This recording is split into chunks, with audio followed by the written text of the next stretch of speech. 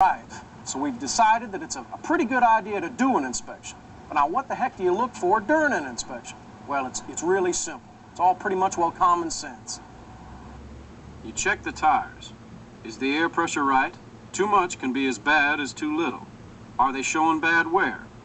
You need at least 4 30-seconds of an inch of tread in every major groove on the front tires and at least 2 30-seconds on all the other tires. How can you tell? It's simple. Take a quarter and put the top of Washington's head in the groove. 4 30-seconds is when the top of his head is just barely covered. 2 30-seconds is when the center part of the E in Liberty is just covered. Any less, and both you and George are going to have a problem.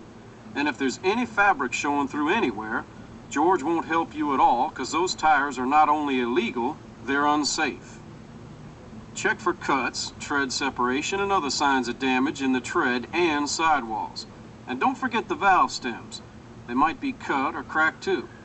Are the tires mismatched?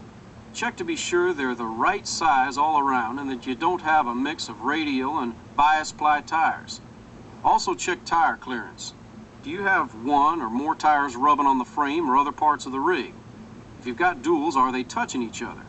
They're not supposed to. Check the wheels and rims.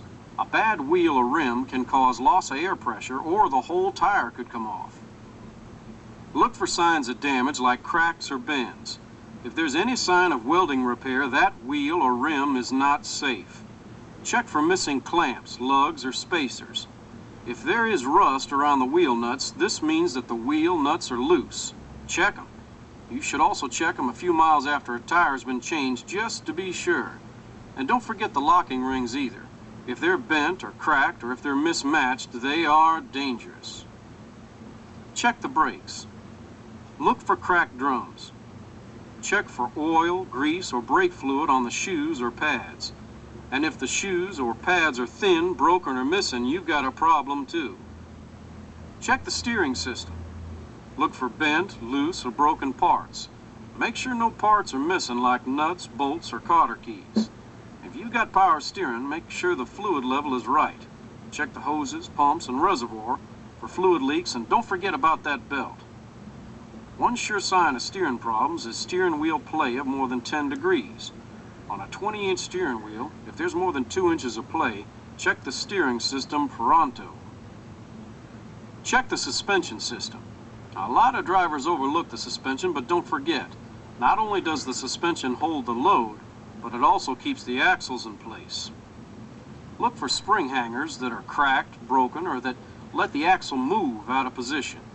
If the spring hangers do move, don't forget to look at the frame too. The problem could be loose, cracked, or broken frame parts. Check for missing or broken leaves in leaf springs. If more than 1/4 of the leaves are missing or broken, your vehicle's out of service. But even if less than 1/4 of the leaves are broken, you've still got a problem. A broken leaf that shifts can contact a tire or other parts and cause more damage. Check the torque rod or arm, the U-bolts, and any other axle parts for cracks or breaks. And look for shocks and air suspension systems that are broken or leaking. Check the exhaust system. Check for leaks. Leaks can kill. Check for loose, broken, or missing parts like exhaust pipes, mufflers, and tailpipes or vertical stacks. Broken, cracked, or missing mounting hardware like brackets and clamps can also cause problems. Be sure that parts of the exhaust system aren't rubbing on the fuel system, the tires, or any other moving parts of the truck. Check the load.